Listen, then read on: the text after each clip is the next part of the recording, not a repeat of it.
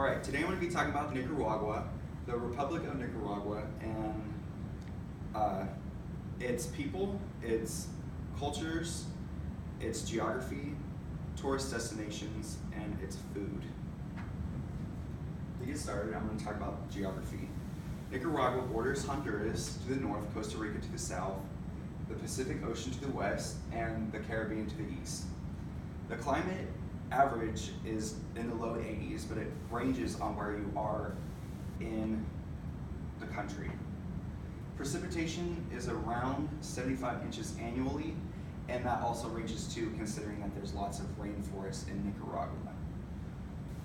And on top of there being lots of climate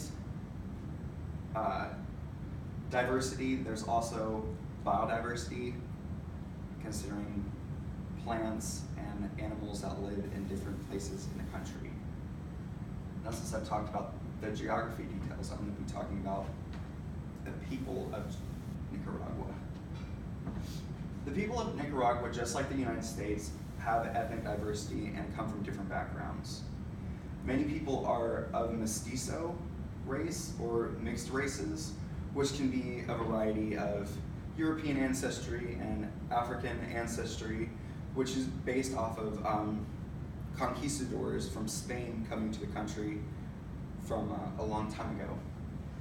Also, there is a large indigenous presence in Nicaragua that are descendants of Mayans and Aztecs, which is just like how it is here with Native Americans. The main languages in Nicaragua are Spanish, English, and Nahuatl. Spanish is primarily the main language that is used in Nicaragua. English is used by younger generations, and Nahuatl is used by indigenous people because that's an indigenous language. Now, since I've talked about the culture and Nicaragua's people, I'm going to talk about some of the food that they eat.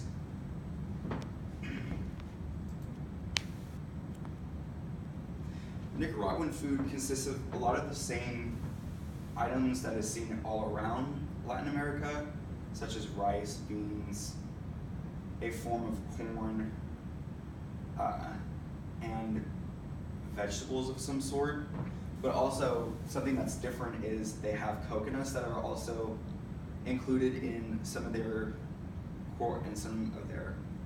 meals because of Caribbean influences with their country. And also they have something called yuca, which is related to the agave, but is different, kind of. Now, since I've talked about Nicaraguan food, I'm going to talk about some of the places that you can get Nicaraguan food and a lot of the tourist destinations. First start off, I'm going to talk about the Corn Islands. This was actually came to be from pirates visiting in the Caribbean. They would come here and live here to escape like British rule and the Royal naval fleets.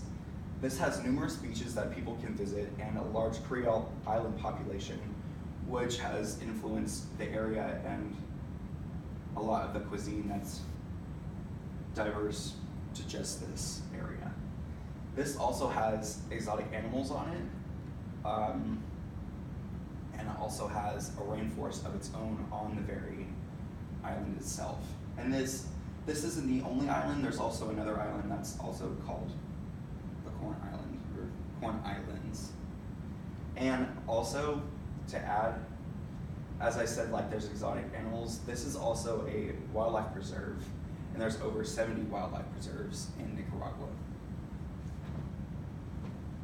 Since I'm talking about Corn Island, I'm going to talk about Managua. Managua is the capital of Nicaragua and is the largest city in Nicaragua. Some of the sites that you can see are the Capitol building, which is the largest building in the city. And I'm going to talk about like how it got its name. In Nahuatl, it means near the water, and this has a lake that is directly next to the city where they get a lot of their water from. Now, since I've talked about Managua, I'm going to talk about the Lake of Nicaragua. Lago de Nicaragua is the largest lake in all of Central America. It stretches over 3,000 square miles and has 36 volcanic islands found. This is the 19th largest lake in the whole world. And in lots of the images that I found, it almost looks like an ocean because of how different it looks from lakes here. This also has the world's only dual volcano in it, which means that it is two volcanoes that are connected but have two different magma flows, which means that if one erupts, that doesn't mean that the other one will. This lake has been used for centuries by indigenous communities to irrigate their crops and to be used in agriculture.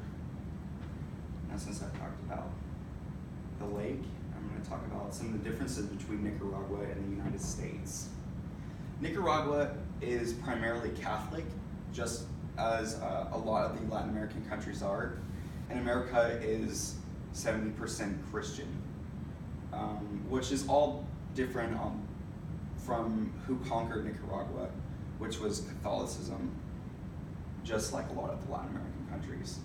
As I said, there's 36 volcanoes just in the lake itself in Nicaragua. Off the top of my head, I can only name one volcano in America. So volcanoes is a huge difference between here and there.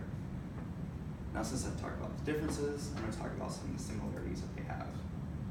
There's a lot of ethnic diversity between here and Nicaragua. A lot of different kinds of people are here. A lot of people come here, and that creates a lot of different kinds of people. There's also indigenous populations, just like how we have indigenous populations here. There's Native Americans here, and there's Aztec and Mayans there. There's also wildlife preserves. Just like, as I said, that there's rainforest preservations there, we have wildlife preserves here too, because that's important, and it should be important all around the world.